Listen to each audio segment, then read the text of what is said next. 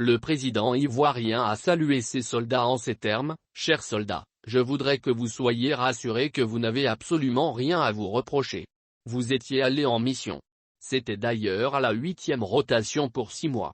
Aujourd'hui, ils sont de retour. Et je dois dire que ce sont des héros. Bravo à vous généraux », a déclaré Alassane Ouattara, avant de saluer la médiation et la mobilisation des chefs d'État, togolais Faure Gnassingbé, Bissau-Guinéen Umaro Sissoko Embalo accent aigu, ainsi que le secrétaire général de l'ONU, Antonio Guterres. La diplomatie a payé. Nous avons préféré cela. Nous estimons qu'avec un pays frère et ami, il n'était pas nécessaire d'avoir une voie autre que celle de la diplomatie, selon le président ivoirien. Les autorités maliennes ont annoncé, le vendredi 6 janvier 2023, que les 49 militaires ivoiriens accusés d'être des mercenaires ont été graciés. 46 d'entre eux, qui étaient toujours détenus au Mali, avaient été condamnés à 20 ans de prison en décembre, les 3 soldats relâchés à la peine de mort par contumace.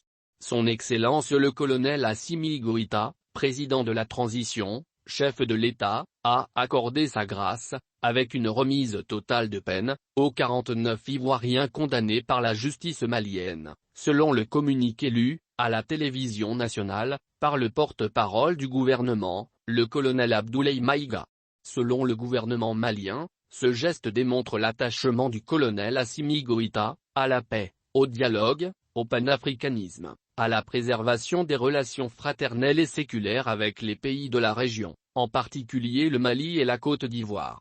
Le 30 décembre 2022, la cour d'assises de Bamako avait condamné les 46 soldats ivoiriens toujours détenus au Mali à 20 ans de réclusion criminelle.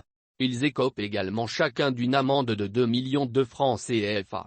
Les 3 soldats qui avaient été libérés au mois de septembre sont condamnés par contumace à la peine de mort ainsi qu'à 10 millions de francs CFA d'amende.